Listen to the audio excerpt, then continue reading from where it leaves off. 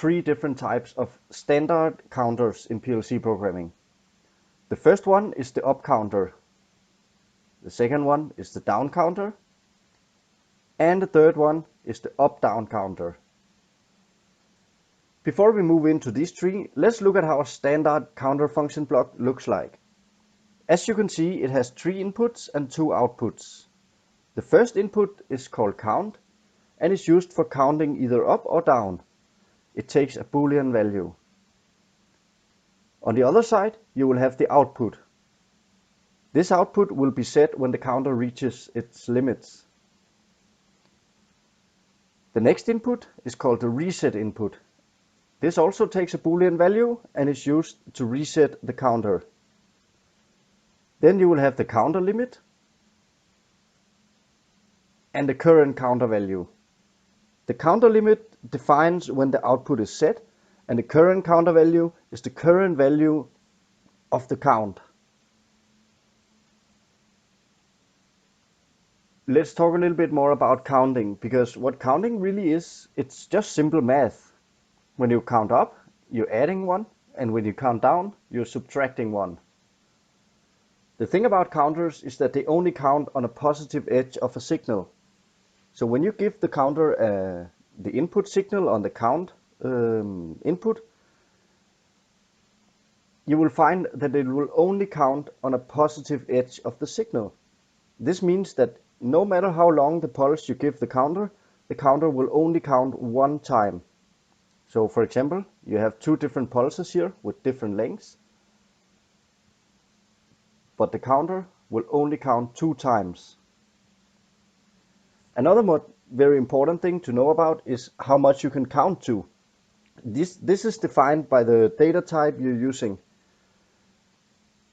Most counters use a word as a data type, which means it takes up 16 bits, just like this.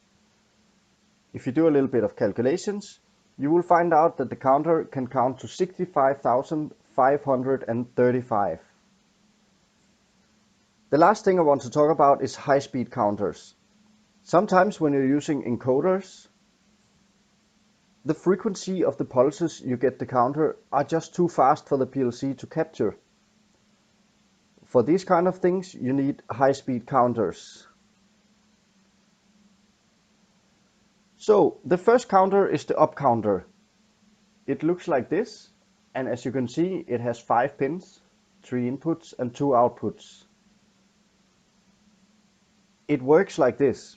Each pulse on CU will count CV up by 1. When CV is bigger than or equal to PV, then Q is set.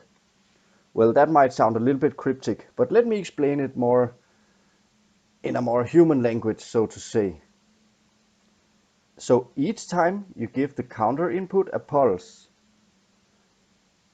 the current counter value will increase by 1. When the current counter value, so when this value reaches, so when it's equal to or greater than the counter limit, then the output will be set. When you give a pulse to the reset, the current counter value will be set to 0.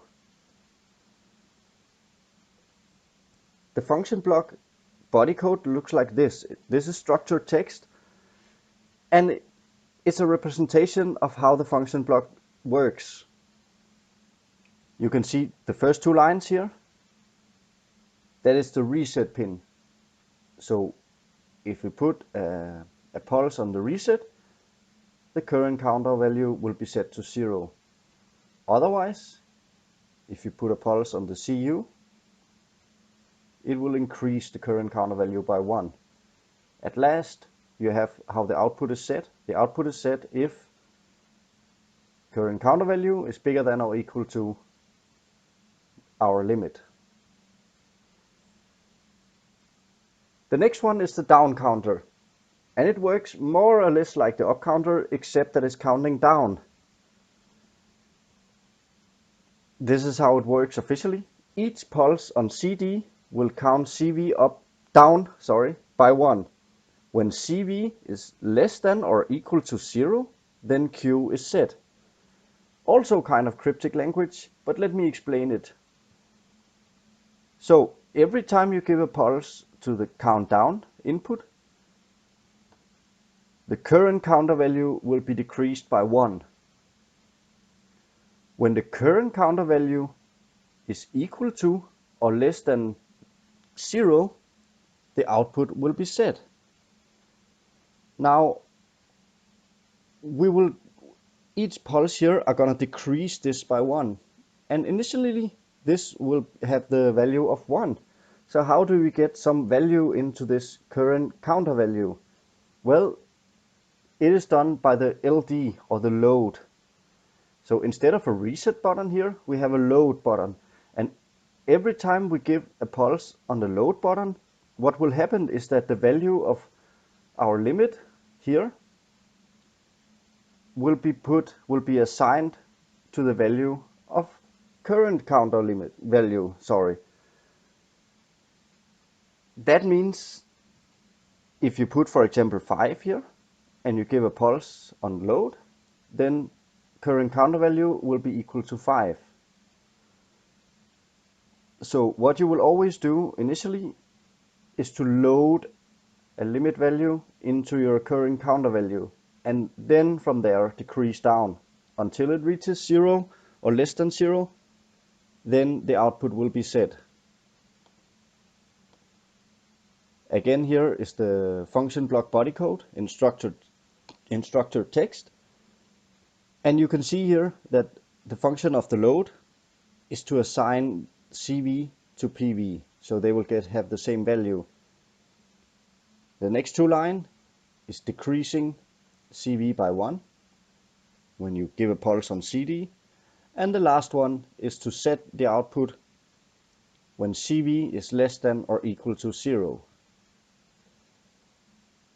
The last counter is the up-down counter, and it's basically a merging of the two counters, both the up and the down counter. And as you can see here, it also has both two inputs for counting and two outputs. One input for counting up, one input for counting down, one output for the up count, and one output for the down count.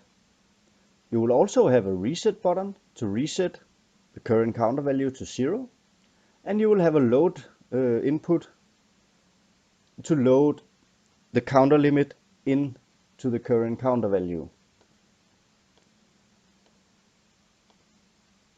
As you can see, the function block body code looks a little more advanced, but it's basically just a collection of the up and the down counter. So the first 4 lines here, you will have the R assigning 0 to the current counter value, the LD assigning PV to the current counter value, and then you will have the increasing or the decreasing of the current counter value by 1. If you press, or if you give a pulse to CU, it will count up. If you give a pulse to CD, it will count down.